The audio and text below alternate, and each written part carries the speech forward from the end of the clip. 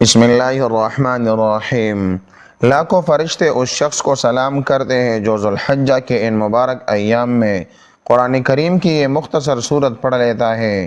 محترم ناظرین، 8، 9 اور 10 ذوالحجہ کے یہ مبارک دن اور ان کے ساتھ جڑے ہوئے پیر، منگل اور بدھ کے ایام اللہ رب العزت کی رحمت کا وہ ٹھاٹھے مارتا ہوا سمندر ہے جو سال میں صرف ایک بار اپنے پورے جلال اور جمال کے ساتھ جوش میں آتا ہے۔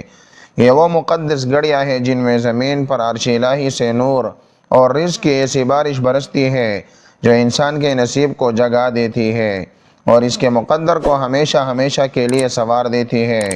اگر آپ کی زندگی میں کوئی ایسی بڑی حاجت، کوئی ایسی دلی مراد یا کوئی ایسی پریشانی ہے جسے آپ اپنی عقل کے مطابق ناممکن سمجھ بیٹھے ہیں، تو یقین جانیے کہ ان 3 مبارک دنوں میں اس آسان سے وظیفے کی برکت سے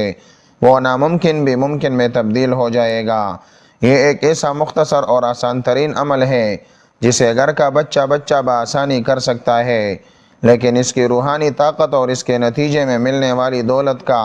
یہ عالم ہے کہ بندے کے گھر میں رزق اور مال رکھنے کی جگہ کم پڑ جاتی ہے اور غیب سے ایسے اسباب پیدا ہوتے ہیں کہ عقل دنگ رہ جاتی ہے۔ یہ رب کریم کا وہ خاص انعام ہے جو صرف خوش نصیب لوگوں کے حصے میں آتا ہے، کیونکہ وقت کی قدر وہی کرتے ہیں جن کے دل ایمان کے نور سے منور ہوتے ہیں۔ ان مبارک ساعتوں کا ایک ایک لمحہ دنیا اور اس کی تمام تر نعمتوں سے زیادہ قیمتی ہے، اور جو بندہ اس وقت کی لاج رکھتا ہے اللہ تبارک و تعالی اسے دونوں جہانوں کی سرخروئی اور بے حساب نعمتوں سے مالا مال فرما دیتا ہے۔ ناظرین، وظیفے میں آگے بڑھنے سے پہلے آپ سے گزارش ہے کہ اگر آپ نے ہمارے یوٹیوب چینل روحانی وظیفہ آفیشل کو سبسکرائب نہیں کیا تو آپ ہمارے چینل کو سبسکرائب کر لیں اور ساتھ ہی لگے بیل کے بٹن کو بھی پریس کر لیں تاکہ ہر ویڈیو کا نیا نوٹیفیکیشن آپ کو بر وقت ملتا رہے۔ چنانچہ ذوالحجہ کے ان ابتدائی ایام کی عظمت اور ان میں کیے جانے والے اعمال صالحہ کی فضیلت کے بارے میں سیدنا عبداللہ بن عباس رضی اللہ تعالی عنہما سے روایت ہے۔ وہ فرماتے ہیں کہ رسول اللہ صلی اللہ علیہ وآلہ وسلم نے ارشاد فرمایا، کوئی دن ایسا نہیں ہے جس میں نیک عمل اللہ تعالیٰ کے یہاں ذوالحجہ کے ان 10 دنوں کے نیک عمل سے زیادہ محبوب اور پسندیدہ ہو۔ صحابہ کرام رضی اللہ تعالی عنہم نے عرض کیا، یا رسول اللہ صلی اللہ علیہ وآلہ وسلم، کیا اللہ کے راستے میں جہاد کرنا بھی ان دنوں کے نیک عمل سے بڑھ کر نہیں؟ آپ صلی اللہ علیہ وسلم نے ارشاد فرمایا، اللہ کے راستے میں جہاد کرنا بھی ان دنوں کے نیک عمل سے بڑھ کر نہیں، سوائے اس شخص کے جو اپنی جان اور مال دونوں چیزیں لے کر اللہ کے راستے میں نکلے، پھر اس میں سے کوئی بھی چیز واپس لے کر نہ آئے بلکہ سب کچھ اللہ کی راہ میں قربان کر کے شہادت کا مرتبہ پالے۔ یہ حدیث مبارکہ امام محمد بن عیسیٰ ترمذی نے اپنی کتاب جامع ترمذی میں اور امام ولی الدین تبریزی نے مشکات المصابیح میں کتاب المناسک کے تحت نقل فرمائی ہے۔ اس سے معلوم ہوتا ہے کہ ان ایام میں کیا جانے والا ایک چھوٹا سا ذکر بھی عام دنوں کے بڑے بڑے اعمال پر باری ہو جاتا ہے، کیونکہ ان دنوں میں اللہ تبارک و تعالی اپنے فضل و کرم کا دائرہ انتہائی وسیع فرما دیتا ہے۔ جب کائنات کا مالک خود ان دنوں کی تعریف فرما رہا ہے تو پھر ایک سچے مومن کا فرض بنتا ہے کہ وہ اپنے تمام دنیاوی کاموں کو کچھ دیر کے لیے پس پش ڈال کر اپنے رب کو منانے میں لگ جائے۔ یہ دن سستی اور غفلت کے نہیں ہیں، بلکہ یہ تو اپنے گناہوں کا بوجھ اتارنے اور اپنے دامن کو اللہ کی رحمتوں اور برکتوں سے بھرنے کے دن ہیں، اور جو شخص ان دنوں میں بھی محروم رہ گیا، اس سے بڑا خسارے والا کوئی اور نہیں ہو سکتا۔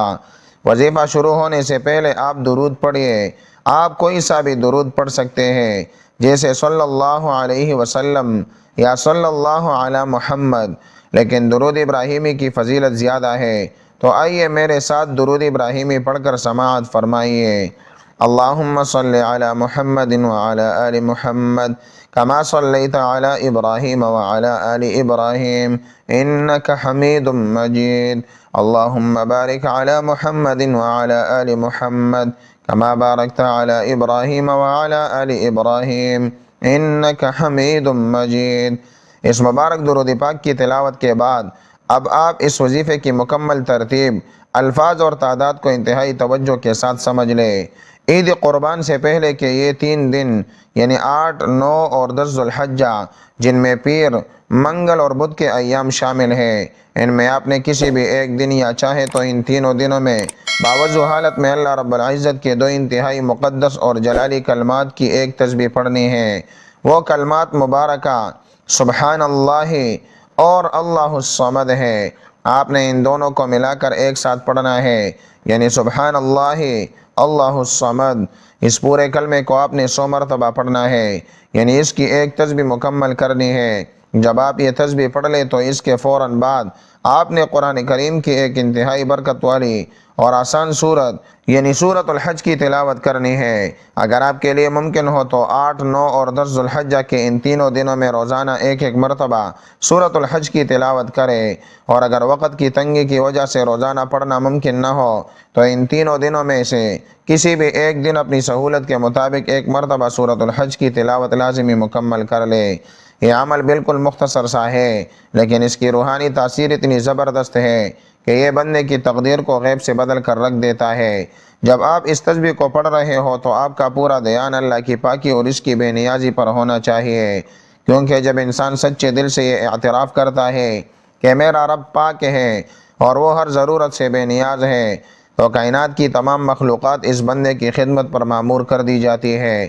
اور اس کے رزق کے دروازے چاروں طرف سے کھول دیے جاتے ہیں۔ ناظرین، اس مبارک کلمے اور سورت کی برکت سے اپنے گھر کی تمام تر تنگیوں، مالی پریشانیوں اور قرض کے بوجھ کو ہمیشہ کے لیے ختم کرنے کے لیے کمنٹ سیکشن میں سچے دل سے یا اللہ مدد ضرور لکھیے، کیونکہ جب ہزاروں مومنین مل کر اللہ کو پکارتے ہیں تو نہ جانے کس پاک باز بندے کی آمین سے سب کی دعائیں قبول ہو جاتی ہیں۔ قرآن کریم کی عظمت پر اگر ہم غور کریں تو سورۃ الفجر کی ابتدائی آیات میں اللہ سبحانہ و تعالی نے چند مخصوص چیزوں کی قسم کھائی ہے۔ ارشاد باری تعالی ہے والفجر ولیال عشر، یعنی قسم ہے فجر کی اور 10 راتوں کی۔ سیدنا عبداللہ بن عباس رضی اللہ تعالی عنہما اس آیت کی تفسیر میں فرماتے ہیں کہ ان 10 راتوں سے مراد ذو الحجہ کا پہلا عشرہ ہے۔ اللہ تبارک و تعالی کا کسی چیز کی قسم اٹھانا اس بات کی واضح دلیل ہے کہ وہ وقت یا وہ چیز کائنات کے مالک کے نزدیک انتہائی اہمیت، فضیلت اور عظیم نفع کی حامل ہے، یعنی وہ دن ہیں جنہیں اسلام میں ایام معلومات اور ایام معدودات کہا گیا ہے، جن میں اللہ تعالیٰ نے مسلمانوں کو اپنے ذکر کی کثرت کا حکم دیا ہے۔ امام احمد بن حنبل رحمۃ اللہ علیہ نے اپنی مستند کتاب مسند احمد میں ایک روایت نقل فرمائی ہے کہ سیدنا عبداللہ بن عمر رضی اللہ عنہما ان مبارک دنوں میں مدینہ منورہ کے بازاروں اور گلیوں میں نکل جایا کرتے تھے اور بلند آواز سے تکبیرات پکارتے تھے تاکہ بازار میں موجود عام لوگ بھی ان کی آواز سن کر اللہ کی بڑائی، توحید اور حمد کا ذکر شروع کر دے۔ ان بزرگوں اور صحابہ کرام کا یہ حال تھا کہ وہ ذو الحجہ کے ایک ایک سیکنڈ کو غنیمت جانتے تھے اور اسے دنیا کے تمام مال و متاع سے زیادہ قیمتی تسلیم کرتے تھے۔ وہ جانتے تھے کہ یہ بہار کے چند دن ہیں جو بہت جلدی گزر جائیں گے، اور اگر ان میں سستی دکھائی گئی تو پھر اگلے سال تک پچھتاوے کے سوا کچھ ہاتھ نہیں آئے گا۔ اس لیے وہ ان ایام میں نہ دن کو آرام کرتے تھے اور نہ راتوں کو سو کر گزارتے تھے، بلکہ ان کا ہر لمحہ اپنے خالق اور مالک کی تسبیح اور اس کی حمد اور ثنا سے لبریز رہتا تھا۔ سیدنا ابو ہریرہ رضی اللہ تعالی عنہ سے روایت ہے کہ رسول اللہ صلی اللہ علیہ وسلم نے ارشاد فرمایا، اللہ تعالیٰ کے نزدیک ان 10 دنوں سے زیادہ عظیم دن اور کوئی نہیں، اور نہ ہی ان میں کیے گئے اعمال کے علاوہ کوئی اور عمل اس سے زیادہ محبوب ہے۔ لہذا ان ایام میں لا الہ الا اللہ،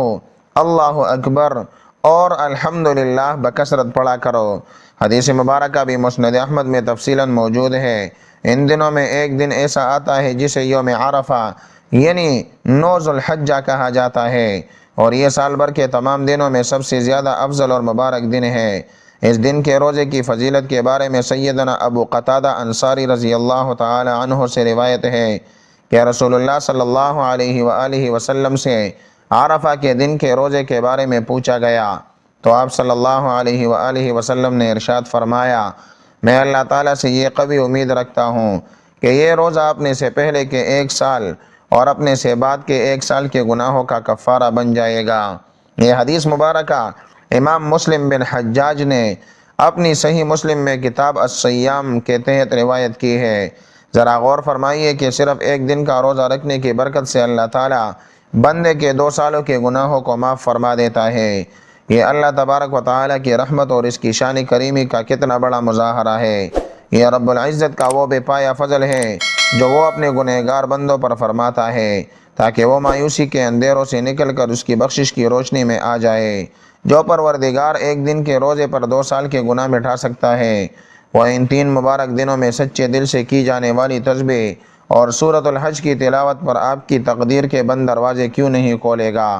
بس شرط یہ ہے کہ آپ کا یقین پختہ ہونا چاہیے اور آپ کے دل میں اپنے رب کی رحمت پر کامل بھروسہ ہونا چاہیے۔ اب میں آپ کے سامنے تاریخ اسلام کا وہ سچا اور حیرت انگیز واقعہ بیان کرتا ہوں جو ایمان کو تازہ کر دیتا ہے اور اللہ کی غیبی مدد پر یقین کو مزید مضبوط بناتا ہے۔ امام ابن جوزی رحمۃ اللہ علیہ نے اپنی مشہور تاریخی کتاب التوابین میں ایک بہت ہی خوبصورت اور سبق آموز قصہ نقل فرمایا ہے۔ وہ لکھتے ہیں کہ بغداد کے رہنے والے ایک صالح اور غریب بزرگ تھے جن کا نام عبداللہ تھا۔ وہ اپنی عیالداری اور سخت غربت کی وجہ سے بہت پریشان رہتے تھے۔ ان پر قرض کا اتنا بڑا بوجھ تھا کہ قرض دار روزانہ ان کے گھر کا چکر لگاتے اور انہیں ذلیل اور رسوا کرتے تھے۔ ان کے گھر میں نوبت یہاں تک پہنچ چکی تھی کہ کئی دن تک چولہا نہیں جلتا تھا اور ان کے معصوم بچے بھوک سے بلکتے رہتے تھے۔ جب ذو الحجہ کا مہینہ شروع ہوا تو ان کی پریشانی مزید بڑھ گئی کیونکہ عید کے دن قریب آ رہے تھے اور ان کے پاس اپنے بچوں کے لیے کپڑے اور قربانی کے لیے جانور خریدنے کے پیسے تو دور، ایک وقت کا کھانا تک محدود نہیں تھا۔ 8 ذو الحجہ کا دن آیا۔ وہ انتہائی دل برداشتہ ہو کر بغداد کی جامع مسجد کے ایک کونے میں جا کر بیٹھ گئے۔ ان کے دل میں خیال آیا کہ اب دنیا کے تمام اسباب ختم ہو چکے ہیں، کیوں نہ کائنات کے اس مالک کا دروازہ کھٹکھٹایا جائے جو تمام بادشاہوں کا بادشاہ ہے اور جو ہر حاجت مند کی پکار سنتا ہے۔ انہوں نے باوضو ہو کر مسجد کے ایک پرسکون کونے میں جگہ بنائی اور اللہ رب العزت کے 2 مبارک ناموں سبحان اللہ اور اللہ الصمد کی تسبیح پڑھنا شروع کر دی۔ انہوں نے پورے خشوع اور خضوع کے ساتھ رو کر ان کلمات کو 100 مرتبہ دہرایا اور اس کے بعد قرآن مجید کھول کر انتہائی محبت اور تدبر کے ساتھ سورۃ الحج کی تلاوت شروع کر دی۔ وہ پورا دن اور پوری رات اسی عمل میں مصروف رہے اور جب بھی ان کا دل گھبراتا وہ اپنے رب کی بے نیازی کا تذکرہ کرتے ہوئے رو پڑتے۔ 9 ذو الحجہ یعنی یوم عرفہ کا دن آیا تو وہ مسجد ہی میں موجود تھے اور انہوں نے روزہ رکھا ہوا تھا۔ انہوں نے اپنا یہ عمل جاری رکھا اور سورۃ الحج کی تلاوت کے بعد اللہ کے حضور اپنے دونوں ہاتھ پھیلا دیے۔ وہ سچے دل سے عرض کر رہے تھے، اے میرے پروردگار، میں تیرے سامنے اپنے عجز، اپنی لاچاری اور اپنی تہ دستی کا اعتراف کرتا ہوں۔ تو پاک ہے اور تو بے نیاز ہے۔ مجھے اور میرے بچوں کو اس فقر و فاقہ کی ذلت سے نجات عطا فرما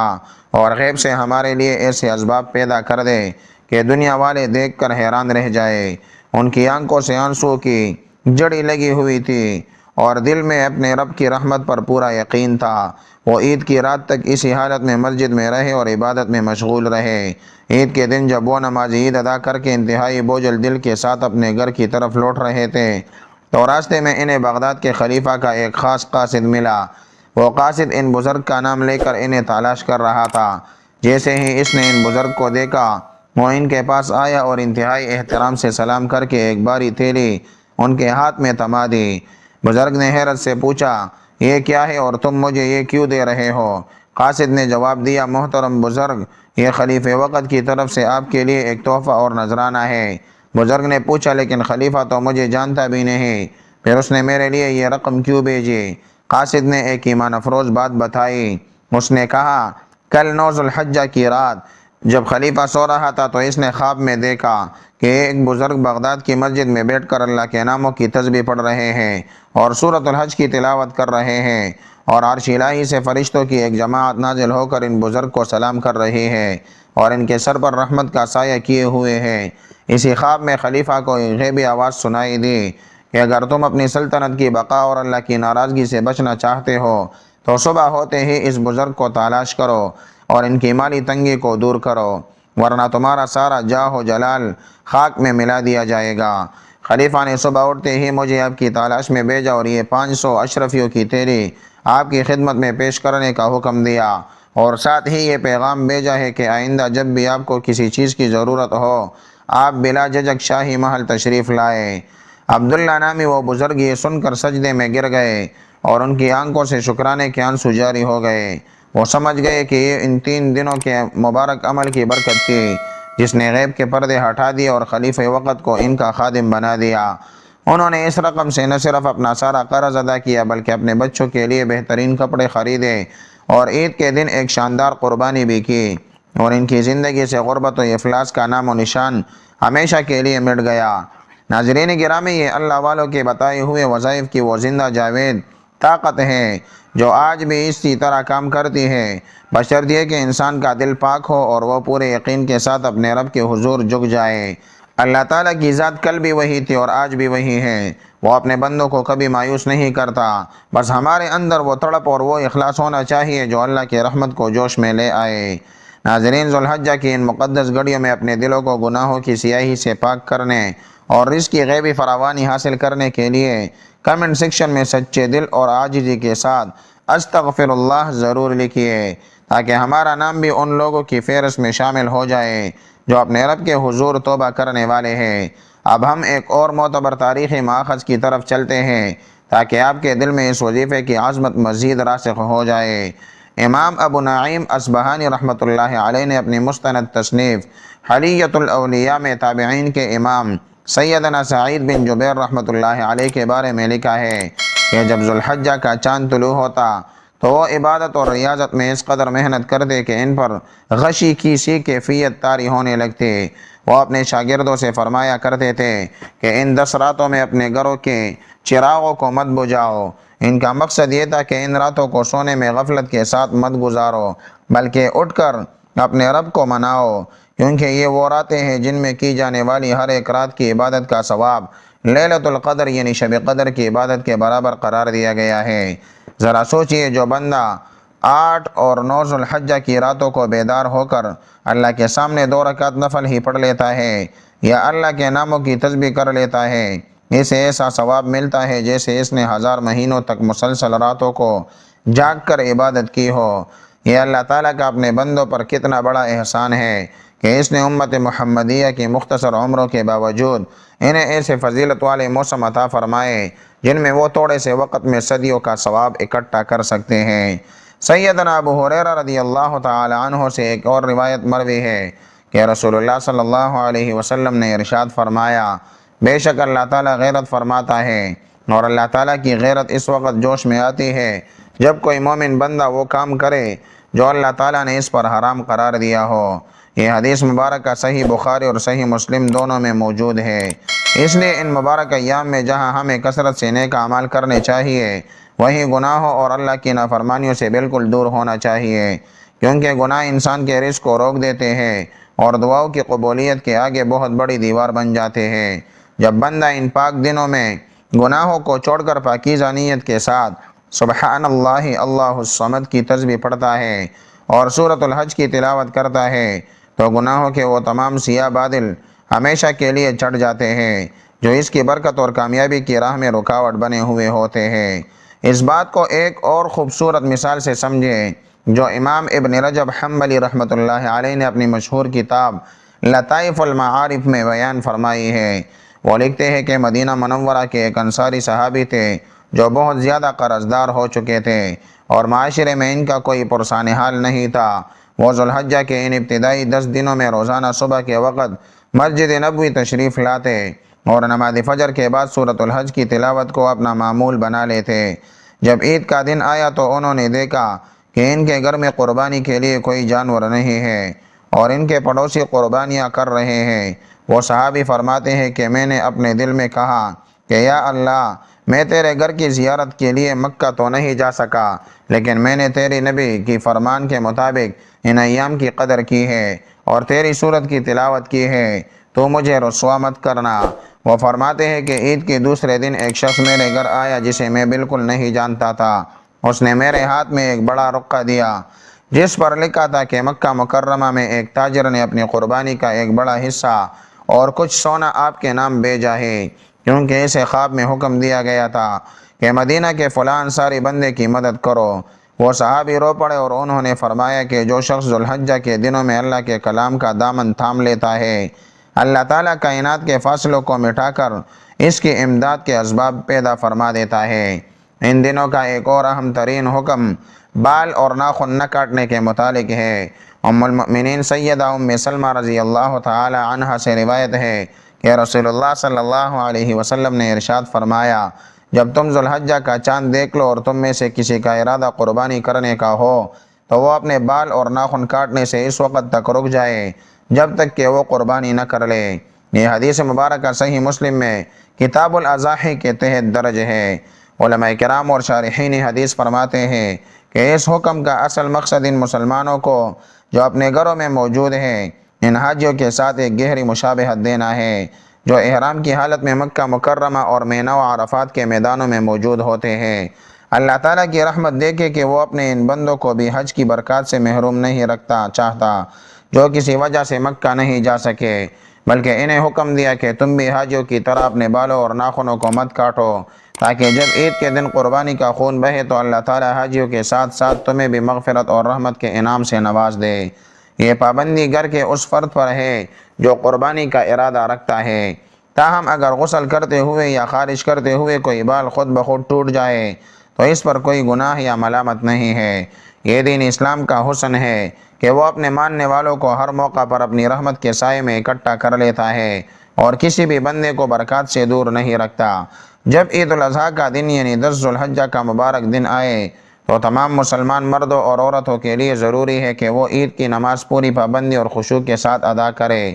خطبہ سنے اور اس سے دین کا شعور حاصل کرے۔ یہ دن شکر گزاری اور اللہ کی بڑائی بیان کرنے کا دن ہے۔ اسے برے کاموں، رقص و موسیقی، فلموں اور غفلت کی نظر ہرگز نہیں کرنا چاہیے۔ نبی کریم صلی اللہ علیہ وسلم نے 10، 11 اور 12 ذوالحجہ کو قربانی کرنے کو سیدنا ابراہیم علیہ السلام کی عظیم سنت قرار دیا ہے۔ سیدنا انس بن مالک رضی اللہ تعالی عنہ سے روایت ہے کہ رسول اللہ صلی اللہ علیہ وسلم نے عید کے دن 2 چتکبرے اور سینگوں والے دمبے اپنے دست مبارک سے بسم اللہ اللہ اکبر پڑھ کر ذبح کیے۔ یہ حدیث مبارکہ صحیح بخاری میں کتاب الاضاحی کے تحت موجود ہے۔ قربانی کا یہ عمل اللہ کے نزدیک ان دنوں میں سب سے زیادہ محبوب ہے، جیسا کہ حدیث میں آتا ہے کہ قربانی کے جانور کے خون کا پہلا قطرہ زمین پر گرنے سے پہلے ہی اللہ کے ہاں قبولیت کا درجہ پا لیتا ہے۔ ہمیں چاہیے کہ ہم ان ایام میں اپنے دلوں کو صاف رکھیں، اپنے رشتہ داروں اور غریبوں کا خیال رکھیں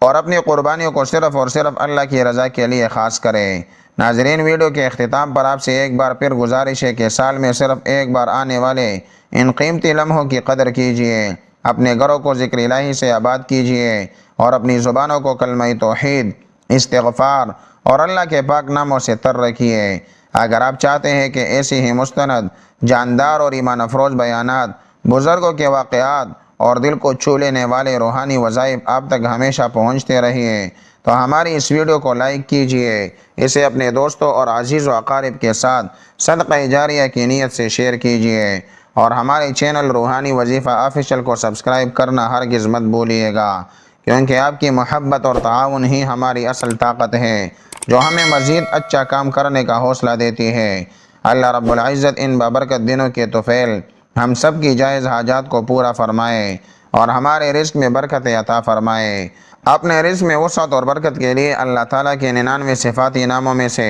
کوئی ایک نام لکھ کر کمنٹ سیکشن میں ضرور شیئر کرے۔ اللہ تعالیٰ ہم سب کا حامی اور ناصر ہو، آمین۔ جزاک اللہ۔